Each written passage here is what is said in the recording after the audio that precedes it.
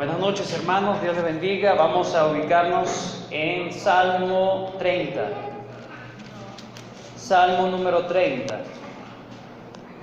Salmo titulado Acción de Gracias por haber sido librado de la muerte.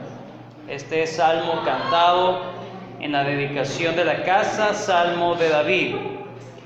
Te exaltaré, oh Jehová, porque me has exaltado, y no permitiste que mis enemigos se alegraran de mí. Jehová, Dios mío, a ti clamé y me sanaste. Oh Jehová, hiciste subir mi alma del Seol, me diste vida para que no descendiese a la sepultura. Cantad a Jehová vosotros sus santos, y celebrad la memoria de su santidad, porque un momento será su ira, pero su favor dura toda la vida. Por la noche durará el lloro, y en la mañana vendrá la alegría. En mi prosperidad dije yo, no seré jamás conmovido, porque tú, Jehová, con tu favor me afirmaste como un monte fuerte. Escondiste tu rostro, fui turbado. A ti, oh Jehová, clamaré, y al Señor suplicaré. ¿Qué provecho hay en mi muerte cuando descienda a la sepultura? Te alabará el polvo, anunciará tu verdad. Oye, oh Jehová, y ten misericordia de mí. Jehová, sé tú mi ayudador. Has cambiado mi lamento en baile. Desataste mi cilicio y me ceñiste de alegría. Por tanto, a ti cantaré gloria mía y no estaré callado. Jehová, Dios mío, te alabaré para siempre. Quiero empezar en esta noche haciendo algunas preguntas. ¿Has conocido o conoces, o probablemente tú mismo conoces personas que nunca se le conoce que tiene una dolencia? Una persona sana, saludable, no se le conocen achaques, como decimos aquí. Mientras uno sufre, este tipo de personas por lo general siempre están tranquilos, despreocupados. Las cosas del mundo se puede estar cayendo, pero estas personas están confiadas. Se les puede estar cayendo el mundo y estas personas están despreocupadas, dicen, tranquilo, todo va a estar bien. La mayoría de estas personas se jactan de que yo nunca he ido a un médico, ni siquiera he pasado por una cirugía, una operación. ¿Tú te imaginas al escritor de este salmo un hombre de esa manera? Es decir, una persona que tranquila, despreocupada. Pensemos un momento en cómo era David o las características de la vida de David. David, la palabra de Dios dice que era un hombre conforme al corazón de Dios. ¿Y tú crees que ese corazón en algún momento se desvió en autoconfianza? Fíjense las cualidades de las características que tenía David en su vida. Antes de ser rey, de ser ungido como un rey, era un jovencito bastante valiente. Él peleaba con osos, peleaba con leones para defender unas ovejitas de su padre. No solamente eso, cuando se iba a enfrentar a Goliat, se deshizo de las armaduras, es decir, de la protección. No podía caminar ni siquiera con él, pero fue valiente, fue un muchacho que iba con tal convicción de que iba a ganar la guerra, de que iba a derrotar a Goliat. Y pareciera que en ese momento, de hecho, no se nos dice ni se nos asoma la posibilidad de temor alguno en David. No se le ven como si les temblaran las piernas en el momento de ir a enfrentar al gigante. Pareciera que este David era un hombre bastante confiado, despreocupado, firme. No era ambivalente en sus emociones, sino que era una persona ecuánime. Pareciera que fuera así.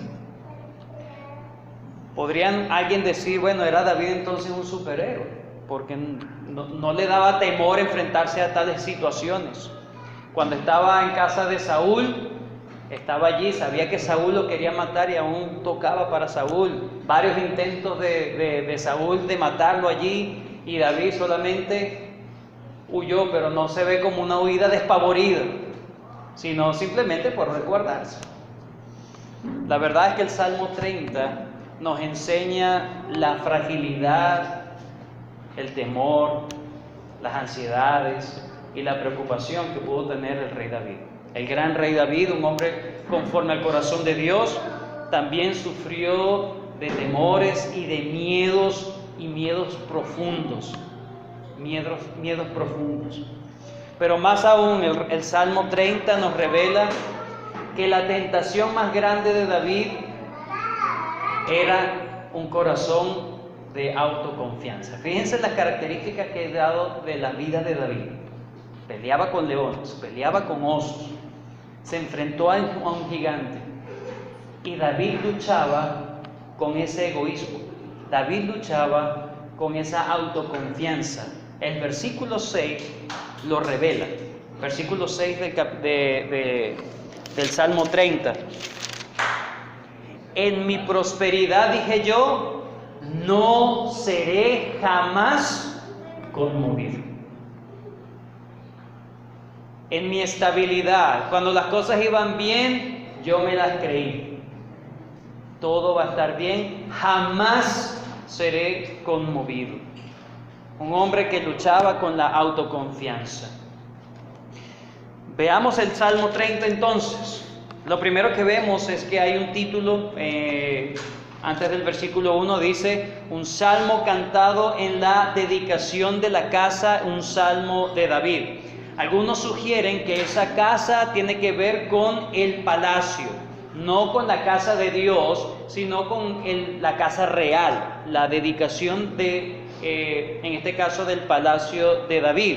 Vayan conmigo por favor a 2 de Samuel capítulo 5, segundo libro de Samuel.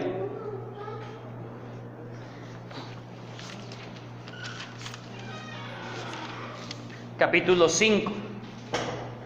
Al principio de este capítulo de Samuel, segundo libro de Samuel, capítulo 5, al principio nos damos cuenta que es cuando a David por fin ahora es proclamado rey tanto de Israel como de Judá, ¿sí? Es decir, de todo el reinado. Al principio estaba en Hebrón y finalmente todo el resto de las tribus se le someten a David voluntariamente, y ahí empieza la prosperidad de David, empezar a reinar sobre todo Israel.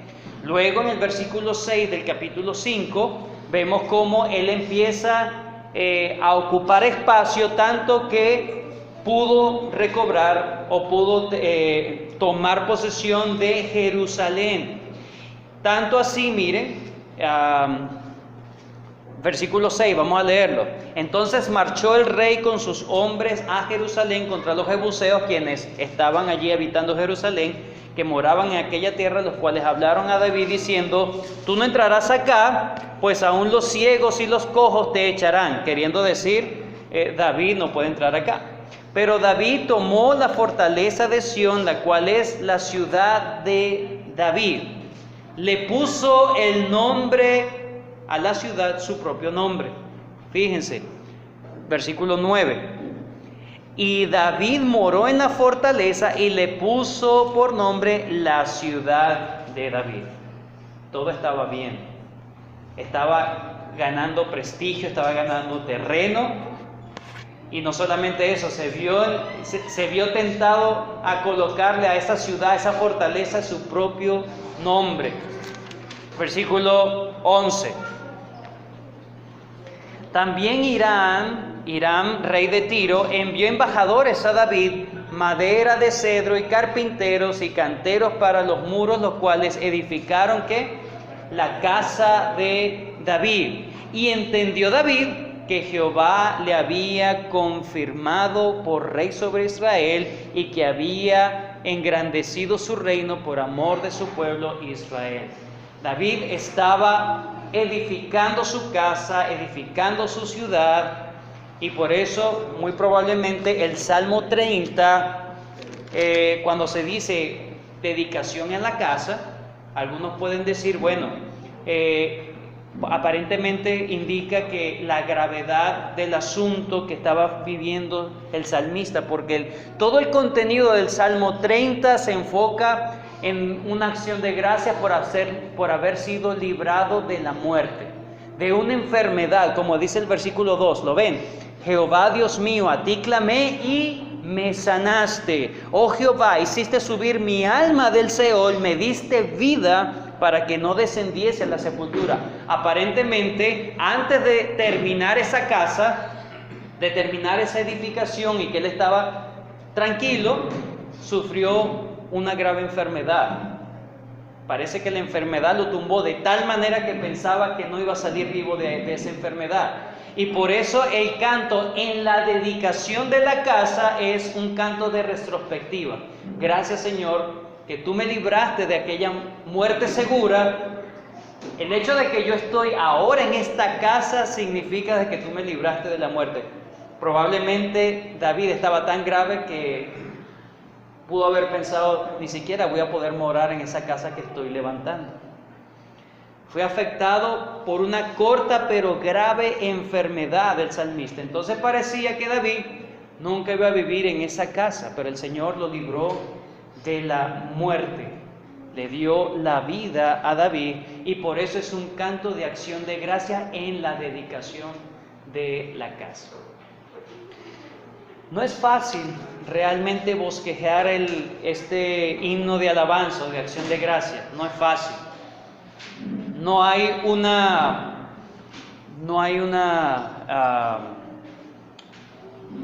se puede ver de manera cronológica o de manera lineal. Él no está narrando los hechos realmente. Él está describiendo la situación anterior, ya la vivió, ya la pasó. Lo está viendo en retrospectiva, ya eso sucedió. Pero sí vemos algo que es cíclico en la manera en cómo él redacta este salmo. Y eso cíclico no es simplemente meras repeticiones.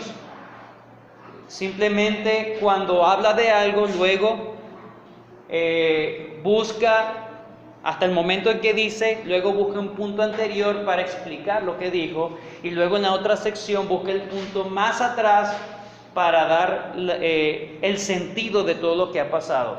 Lo explico de esta manera. Fíjense el versículo 1.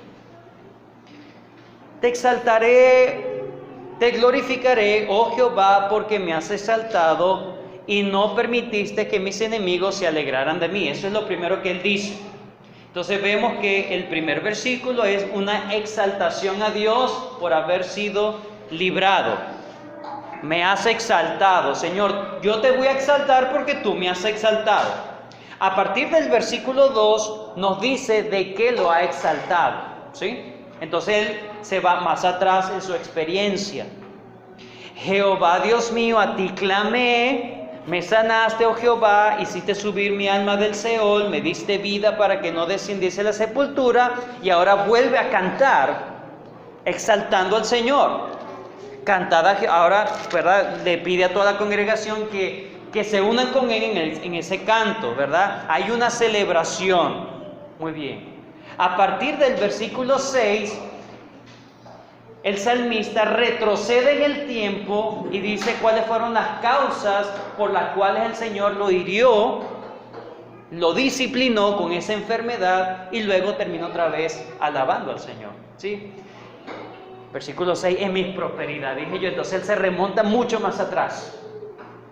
Yo hice esto. El Señor luego dice, versículo 7 al final, escondiste tu rostro, fui turbado, haciendo referencia a esa enfermedad. Y luego de explicar cómo clamaba él al Señor, versículo 11 dice, has cambiado mi lamento, una vez más, una exaltación al Señor. Entonces, vamos a tratar de estudiar este salmo de esa manera. El primer versículo nos habla de la exaltación por la liberación, exaltación a Dios por la liberación. Los versículos del 2 al 5 nos habla de la súplica que tuvo David y la liberación o la exaltación por la liberación otra vez. Y los versículos del 6 al 12 nos habla de la causa de la enfermedad, la súplica en la enfermedad y la exaltación una vez más de Dios por esa liberación de la enfermedad. Versículo número 1. Te glorificaré, oh Jehová, porque me has exaltado. Lo primero que hace el salmista es la respuesta lógica y espontánea que debe tener todo creyente cuando experimenta el milagro de la gracia de Dios. Te glorificaré. No es solamente gracias, no, yo quiero levantar tu nombre. Yo no me conformo simplemente con decir, qué bueno que Dios me sanó, qué bueno que Dios me levantó de esta aflicción, qué bueno que Dios hizo esto por mí. No, ahora yo quiero es ensalzarlo, quiero levantarlo, quiero alabarlo, quiero tirarle flores al Señor. ¿Sí? Esa es la respuesta cuando nos hemos visto en situaciones bastante difíciles y hostiles. Todo creyente puede decir, Señor, tú me has levantado. ¿De dónde te ha levantado el Señor, hermano? Tú puedes ver en retrospectiva tu vida y puedes tú en este momento glorificar a Dios. ¿Quién era yo antes? ¿Dónde estaba yo antes? ¿Y de dónde me sacó el Señor? Si no hay una experiencia en tu vida de esa manera, probablemente no has sido objeto de la gracia de Dios. Todos debemos exaltar al Señor. Te glorificaré, oh Jehová, porque me has exaltado. La palabra exaltar allí es la referencia que se le hace cuando se sumerge una cubeta, ¿verdad? Un tobo a un pozo y se levanta. ¿Sí? Cuando una mujer saca agua de una cubeta de un pozo muy estrecho. Ahí David está hablando, estaba en lo profundo del pozo. De hecho, la palabra Seol también tiene que ver con el pozo de los muertos. Es decir, descendí tan bajo, estuve tan cerca de la muerte, estuve a las puertas de la muerte, estuve aprisionado. Imagínense cómo se sentía José cuando lo pusieron en aquella cisterna de agua. No los camiones cisternas que conocemos. La cisterna era un hueco. José no podía salir solo. Así mismo se sentía David. De aquí no me salva nadie, pero tú me sacaste. Así como se saca el agua de un pozo profundo, Señor, milagrosamente tú me has levantado, tú me has exaltado. Porque ahí David estaba demostrando el estado de desesperanza que se encontraba en ese momento. Te glorificaré, oh Jehová, porque me has exaltado. Él ha recordado realmente lo que ha sufrido y dijo, Señor, ha habido un milagro definitivamente en mi vida. Ahora, otra cosa que hay en todo este salmo, hermanos, es que hay una serie de antítesis o contrastes. En todo el salmo está compuesto entre antítesis. ¿Okay? La primera antítesis es, Señor, tú a mí me has exaltado, pero a los enemigos no les permitiste alegría. ¿Lo ven? A mí me diste la alegría y a ellos no se la diste. No, yo no me alegré, tú me diste la alegría. Tú me has exaltado. Y dice, y a los otros los tuviste pisado. No permitiste que mis enemigos se alegraran de mí. Probablemente David estaba en una situación tan difícil y tan grave que pudo haber pensado, mis enemigos están esperando el momento de mi suspiro. Los enemigos saben que de esta no me salva nadie. Pero Señor, tú no permitiste la alegría de ellos, sino que permitiste la alegría mía. Me levantaste, me exaltaste. Eso es lo primero que vemos en este primer versículo.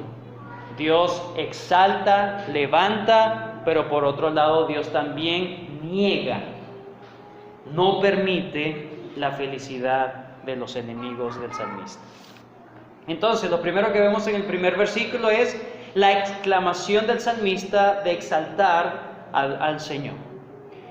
Versículos 2 al 5, vemos que él está ahora explicando de dónde fue sacado. Dios mío, Jehová, Dios mío, a ti clamé y me sanaste. El salmista está agradecido por Dios por haberlo sanado. Cuando él clamó, el Señor escuchó su oración y le sanó. ¿Cómo era de difícil la enfermedad que estaba sufriendo el salmista? Oh Jehová, versículo 3, hiciste subir mi alma del Seol.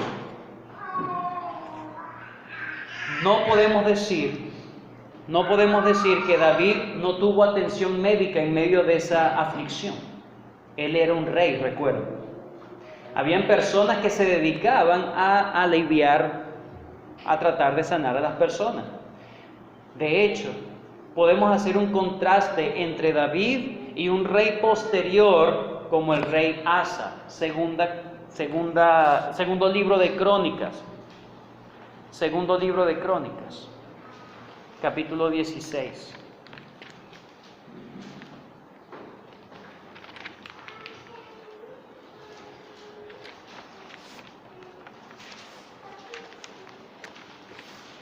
Versículo 12.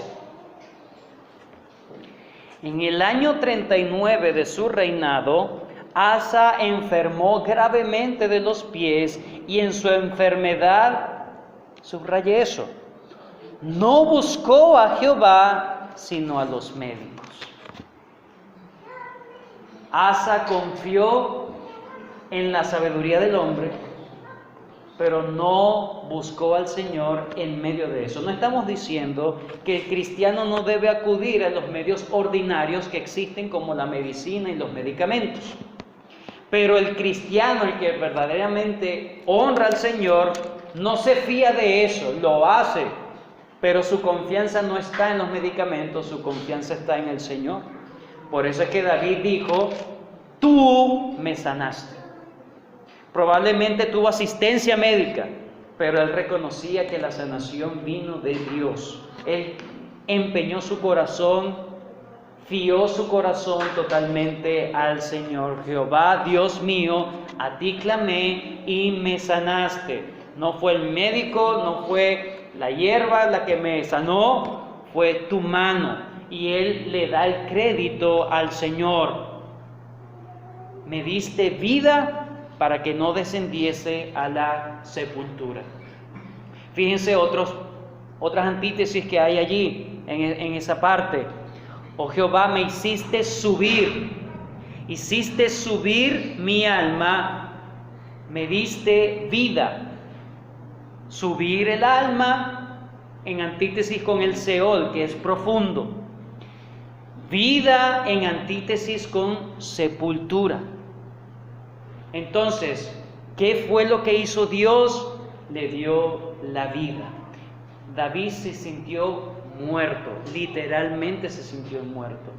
Muchos de nosotros ahora creemos que morir significa simplemente dejar de respirar. ¿Sí? Una persona que está en coma, no, está vivo. Realmente está vivo. Realmente en la mente del judío, en la mente del israelita, ¿qué es lo que es vida y que no es vida? Deuteronomio 28, por favor.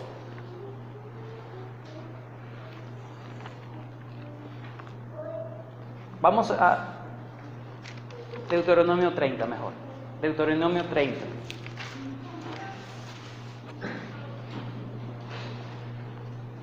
Versículo 15. Mira, yo he puesto delante de ti hoy la vida, ¿qué dice?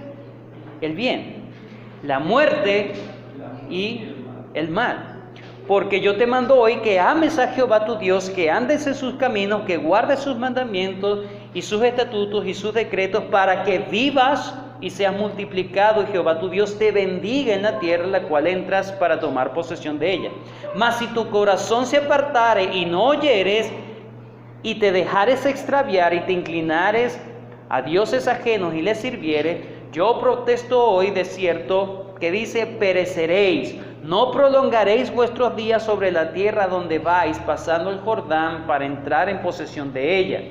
A los cielos y a la tierra llamo por testigo hoy contra vosotros, que os he puesto delante la vida y la muerte, que es lo mismo, la bendición y la maldición. Escoge pues la vida, la bendición de Dios, el regalo de Dios, las dádivas de Dios, dice, para que vivas tú y tu descendencia.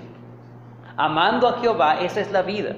Amando a Jehová tu Dios, atendiendo a su voz, siguiéndole a Él, porque Él es vida para ti y prolongación de tus días, a fin de que habites sobre la tierra que juró Jehová a tus padres Abraham, Isaac y Jacob, que les había de dar. Entonces, en la mente del judío, la vida no era simplemente el respirar, era disfrutar de las bendiciones de Dios. Él dijo, ya yo estaba muerto, ya yo no estaba disfrutando de la benevolencia de Dios, ya yo no estaba disfrutando de la vida realmente.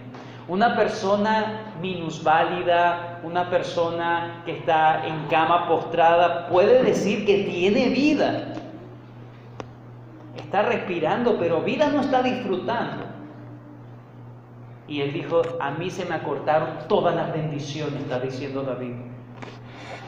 En el lenguaje bíblico, la muerte es más un poder, es más una situación, es una maldición, es estar lejos de Dios, es no disfrutar de las bendiciones, no disfrutar de la presencia de Dios.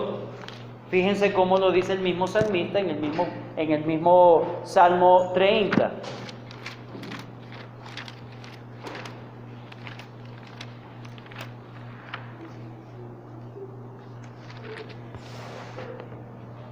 Versículo 7, porque tú, Jehová, con tu favor me afirmaste como monte fuerte, pero ¿qué pasó? Escondiste tu rostro y fui turbado, me descoyunté, fui turbado, mis cimientos se estremecieron y caí, no hubo estabilidad. En eso radica, en la vida del salmista. Ya yo estaba en el Seol, ya yo estaba en el lugar de los muertos, Señor. Ya yo no sentía tu presencia. Ya yo sentía que me habías abandonado, Señor. Hiciste subir mi alma de la oscuridad. Hiciste subir mi alma de la sepultura. Y por eso yo te canto. Cuando estaba leyendo, estaba estudiando esto, yo dije, bueno, ¿qué tan difícil es vivir 4 o 5 días sin luz eléctrica? Y luego que salimos de esto, uno dice, volví a vivir.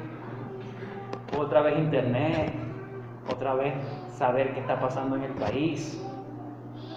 Pero nada se compara cuando alguien está con una sentencia de muerte, con una enfermedad terminal. Está muerto en vida, decimos. Y el salmista dijo, yo estaba tan a punto de entrar en las fauces del Seol, que tú me sacaste, de lo más profundo me sacaste. Y por eso él irrumpe una vez más en exaltación y alegría, pero ya no es solamente él. Ahora él pide a toda la congregación que se unan en su alegría. Muchos salmos podemos tomarlo como una experiencia del propio salmista, o decir, bueno, yo me identifico con las palabras del salmista y yo quiero que todos se unan conmigo. Pero también podemos unirnos con aquel que ha experimentado el favor de Dios. Uno de los ejemplos que hemos tenido muy acá entre nosotros es el del hermano Luis Torreal. ¿Cuántos recuerdan la situación que vivió el hermano? Difícil. Pensábamos que lo íbamos a ver en el paraíso, pero el Señor lo rescató. Probablemente este es un salmo que si él lo cantara, nosotros diríamos, vamos todos a cantarlo junto con él, nos alegraríamos. Alguien como él, que ha sufrido, que ha tenido una situación casi, bueno, podemos decir, irreversible humanamente, pero el Señor hizo milagros. Y en eso, fíjense luego cuál fue la respuesta de la iglesia, cómo fue cuando lo vimos a Él restaurado en su salud. Fue impresionante. Nos unió más como iglesia. Y eso es la gloria al Señor. Entonces el salmista dice, no solamente canto yo, sino yo quiero que los demás se alegren conmigo. Cantad a Jehová, vosotros sus santos, y celebrad la memoria de su santidad. Yo fui beneficiado en este momento, pero recuerden, ustedes también son el pueblo de Dios. Ustedes tienen el mismo Dios que me sacó a mí, también los ha ayudado a ustedes o los va a ayudar a ustedes. Entonces celebren juntos porque somos el pueblo del pacto. El Señor me ha rescatado a mí, pero no porque yo soy una persona buena, sino porque yo estoy en pacto con Dios. Soy parte del pacto de Dios junto con el resto del pueblo. Por eso es que Dios es santo y es fiel. Y en el versículo 5 dice, porque un momento será su ira, pero su favor dura toda la vida. Fíjense la antítesis una vez más. Por un momento es el ardor de Dios, la cólera de Dios, la ira de Dios, pero su favor es toda la vida. Por un momento la disciplina es dura y es fuerte para los hijos de Dios, pero cuando tú sales de eso, tú ves que es algo momentáneo, porque su favor dura más que sus momentos duros y difíciles. Y el salmista lo vio. Su favor dura toda la vida. Luego lo habla de la misma manera en otras palabras. Por la noche durará el lloro y en la mañana vendrá la alegría. Otra antítesis. La noche, el lloro versus la mañana y la alegría. La noche no dura para siempre. Pero en el Señor, como Él es luz perpetua, Él dice, fíjense cómo se comporta esta parte aquí. En la mañana la alegría, su favor toda la vida. Toda la vida. Su misericordia es más grande y más larga que su ira.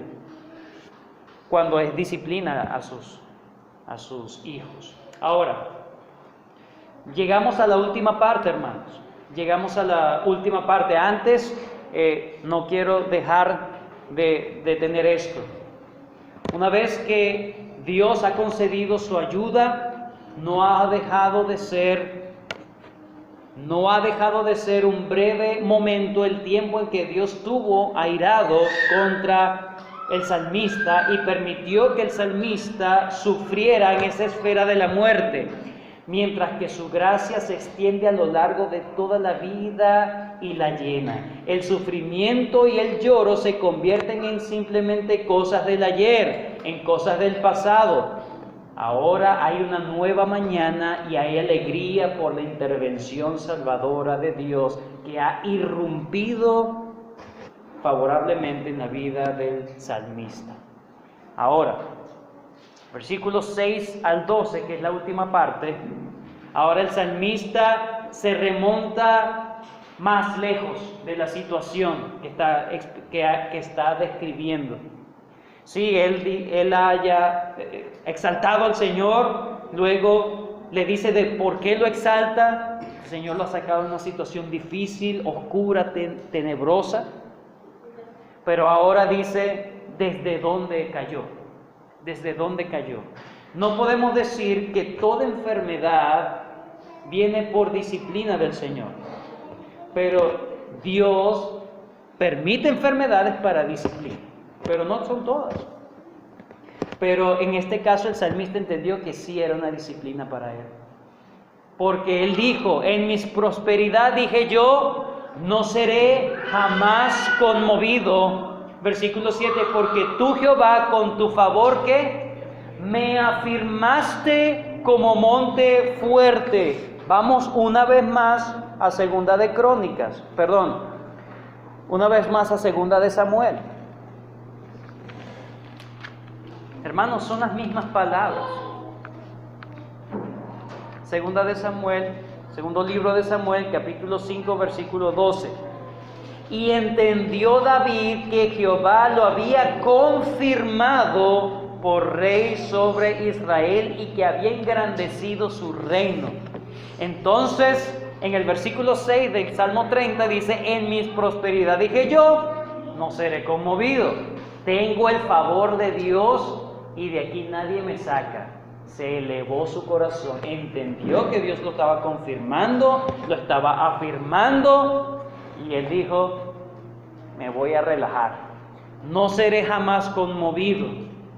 Una de las cosas, hermanos, más peligrosas que hay es cuando estamos en completa calma. El salmista cree que ya está todo bien, que el Señor está totalmente a su favor y se confía y su corazón se levanta y dice: jamás caeré, jamás seré conmovido. Pero el Señor escondió su rostro y le enseñó que esa prosperidad y esa estabilidad es de parte de Dios y no que Él la alcanzó por sus propios medios ni la puede mantener por sus propios medios. Si Dios retira su rostro, Él se murió. No seré jamás conmovido. Mira esta opulencia, mira cómo mira todo lo que he hecho hasta este momento. Y el Señor le dijo: ¿tú crees que ha sido tu fuerza? ¿O que tú te puedes mantener en esa? Bueno, el Señor esconde el rostro y se acabó. En mi prosperidad dije yo, no seré jamás conmovido. Pero la antítesis: el Señor escondió el rostro y fue turbado. Él pensaba que no iba a ser conmovido, pero realmente fue turbado. ¿Por qué? Porque él pensó que tenía el favor de Dios y que nada ni nadie se lo iba a arrebatar, ciertamente. Pero parece que su autoconfianza lo cegó de tal manera que se parece a la gente de Efraín, como lo declara Oseas capítulo 12. Vamos un momento, Oseas capítulo 12.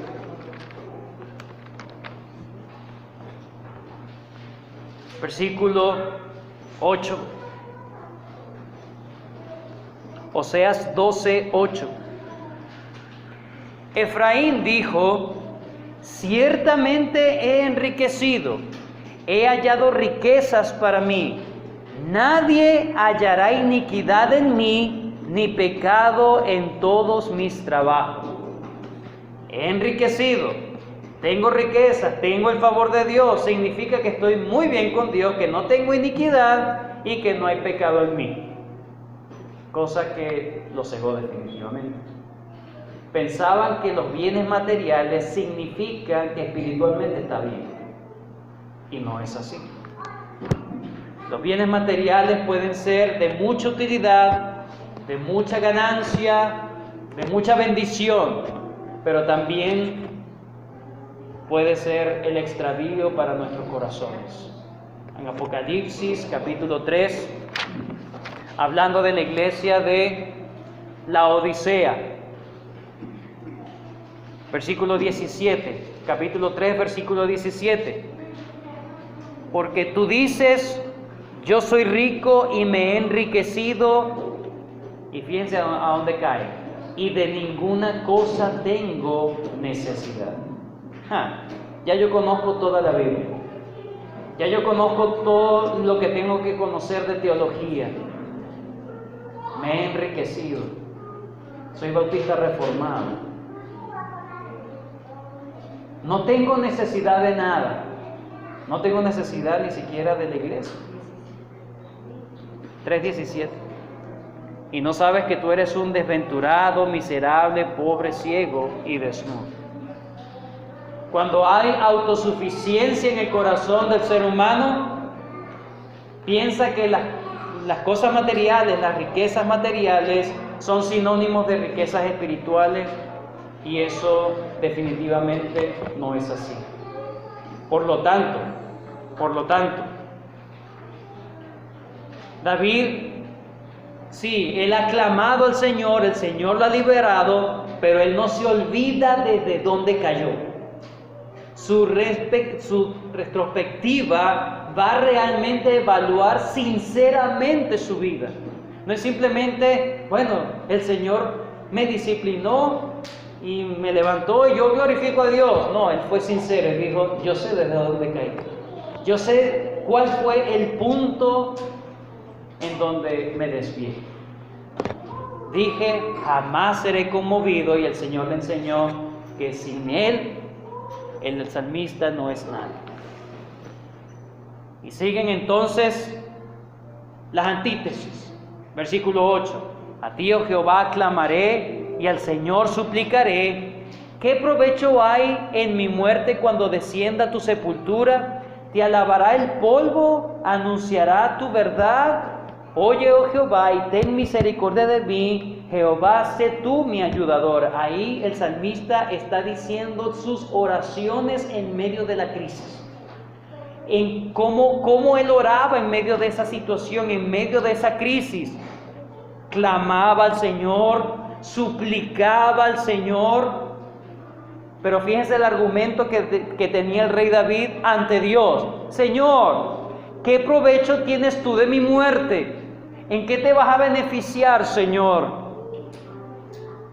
Te alabará el polvo, anunciará tu verdad. El salmista entendía cuál era el propósito de su vida: glorificar a Dios, alabar a Dios. Y por un momento él dijo, hey, yo me desvié y probablemente el Señor me va a cortar. No, Señor, permíteme seguir cumpliendo mi propósito en la vida, que es alabarte. No podré hacerlo en la tumba, no podré hacerlo en la muerte, en el Seol. No podré bendecir tu nombre, anunciar tu nombre, proclamar que es a lo que tú me has llamado. Hay un momento donde él no solamente quiere manipular a Dios, no es que está manipulando, bueno, Señor, de lo que te pierdes, del adorador, del increíble adorador que te vas a perder. No. Él está reconociendo y tiene miedo de que el Señor lo corte y de que Él cumpla realmente el propósito que tiene en su vida: alabar al Señor. Por eso Él dice, oye, oh Jehová, ten misericordia de mí, sé tú mi ayudador. Puso al Señor como la única esperanza de su vida y esperó en Él. Y por eso Él dice, y tú me exaltaste. Y ahora una vez más la exaltación al Señor. Has cambiado mi lamento, la antítesis, en baile. Ahora no podemos decir que bailó reggaetón, ¿verdad? Está hablando de esa expresión externa de alegría. Desataste mi cilicio y me ceñiste de alegría. Recuerden que el cilicio eran esas ropas, ¿verdad?, que se ponían las personas para demostrar que estaban tristes, que estaban humilladas, ¿sí? Y él dice, Señor, yo demostré mi cilicio. Tú me lo desataste, tú fuiste el que me lo quitaste, yo no me lo quité. El Señor fue el que lo sacó, Él no se salió solo de la situación. Señor, por eso dice, por tanto a ti cantaré, gloria mía, y no estaré callado. Cuando no cantamos, estamos diciendo, Señor, no quiero glorificarte. ¿Quién es tu gloria? Cuando tú cantas al Señor, tú estás demostrando que tu gloria es Él y no tu propia fuerza. Cantaré y no estaré callado. Jehová Dios mío, te alabaré para siempre. Fíjense cómo termina esa última parte. Él estaba a punto de dejar de alabar al Señor. Y ahora él se ha comprometido, Señor, tú me sacaste de aquí. Ahora he aprendido que mi propósito no es estar bien, mi propósito es alabarte. Y yo no lo voy a hacer por un momento, yo lo voy a hacer por siempre. Se desvió en algún momento. Su corazón se enalteció, no se dio cuenta, pero el Señor lo disciplinó y él dijo, Señor, vuelvo otra vez al carril. El Señor yo me he comprometido, te alabaré ahora para siempre. Mientras haya aliento en mi vida, yo te alabaré. ¿En qué radican nuestras peticiones de oración, hermano? ¿Cuál es el propósito que tienes? ¿Qué le pides al Señor constantemente? Señor, dame vida para glorificarte. Señor, manténme de vida para seguir honrándote. O, bueno, Señor, que me vaya bien en el trabajo, que me vaya bien en la casa, que me vaya bien aquí, me vaya bien allá. Gracias. Que me vaya a mí. Bien. O estás viviendo para el Señor. El Salmo 30 nos habla del gran miedo que tuvo David, no solamente por la muerte, sino porque iba a ser cortado de ser un adorador en la tierra. Ese era su mayor temor. ¿Cuál es el mayor temor que tenemos? De que el Señor nos niegue a alabarle y adorarle. Que el Señor nos guarde y purifique cada día más nuestros corazones. Amén. Oramos. Bendito Señor, gracias. Gracias por tu palabra. Gracias, Señor, porque si tú nos mantienes con vida, Señor, no es para andar en nuestros propósitos o en nuestras ideas. Señor, ayúdanos a no desenfocar nuestras vidas, que es para alabarte, Señor, que es para anunciar tu verdad, que es para proclamar tu nombre, Señor. Ayúdanos a no aprender a las malas, como aprendió David, Señor. Pero gracias porque contamos con un Padre que disciplina porque ama y para que participemos de la santidad. Ayúdanos, Señor, a que esto sea un reflejo para evaluar nuestras vidas, para qué estamos viviendo y qué estamos haciendo con la vida que tú nos das. Porque por un momento podemos pensar que nada nos va a pasar, que nada nos va a conmover, y luego darnos cuenta que cuando tú retiras tu favor, Señor, no somos más que polvo, no somos más que eso, Señor. Por lo tanto, ayúdanos a aprovechar cada respiro que tenemos para ti, Señor. Perdónanos, porque muchas veces nos hemos desviado de nuestro propósito para ti, Señor. Solamente nos hemos enfocado en cosas terrenas. Ayúdanos a que en medio de las situaciones terrenas, Señor, que son legítimas y que tú pides, Señor, que nos esforcemos, lo hagamos siempre con la convicción de que lo estamos haciendo para tu gloria y no solo para nuestro beneficio personal, Señor. Que nuestras vidas realmente te glorifiquen. Guárdanos de autogloriarnos, guárdanos de autosatisfacernos, guárdanos, Señor, de la autoconfianza, guárdanos, Señor, de pensar de que como las cosas están bien, espiritualmente estoy bien. Ayúdanos a estar atentos, alertas, Señor, y evaluar nuestros corazones. Y cuando nos hagas pasar por situaciones difíciles de oscuridad profunda, Señor, ayúdanos a reconocer que tú eres nuestro sanador, que tú eres poderoso para levantarnos, pero no solamente simplemente para levantarnos, exaltarnos y sacarnos de la crisis, sino de que eso sea para seguir alabándote de mejor manera. Te lo pedimos, ayúdanos, purifica nuestros corazones y nuestras intenciones cada día. En el nombre de Cristo Jesús. Amén.